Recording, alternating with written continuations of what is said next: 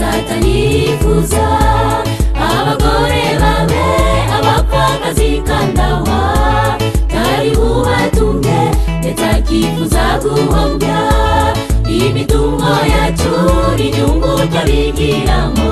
Wari ubugome bwe gusa, kwihangana abantu nibakwanga, ntabwo azaba Imana yakwibagiwe.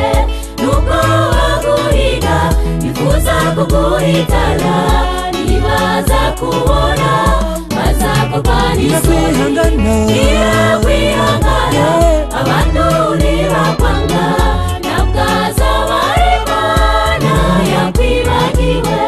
Nubwo baguhiga bifuza kuguhitana, nibaza kubona bazakorwa n'isuri.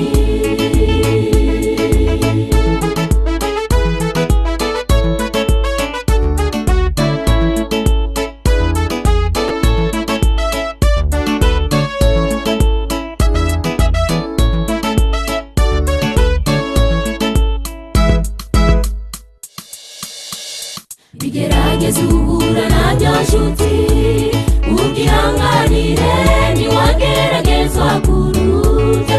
Kwizera kwawe ntiwihe rubanda mu bibazo, kuko hari benshi babikurusha kandi bifuza kumera nkawe. Kwihangana abantu nibakwanga, ntabwo azaba Imana yakwibagiwe.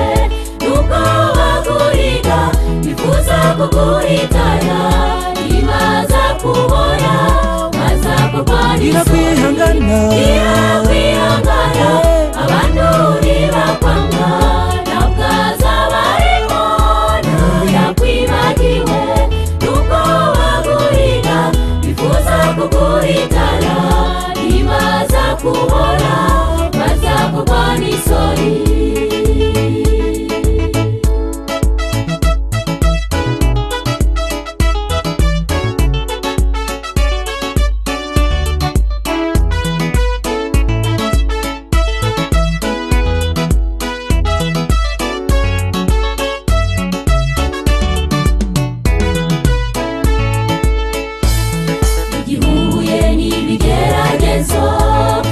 Gucika intege ahubwo uje wibuka gusenga Umuremyi wawe.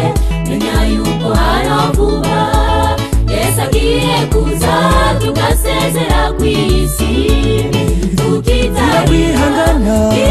Kwihangana abantu nibakwanga, ntabwo azaba Imana yakwibagiwe. Nubwo baguhiga bifuza kuguhitana, nibaza kubona bazakorwa n'isuri.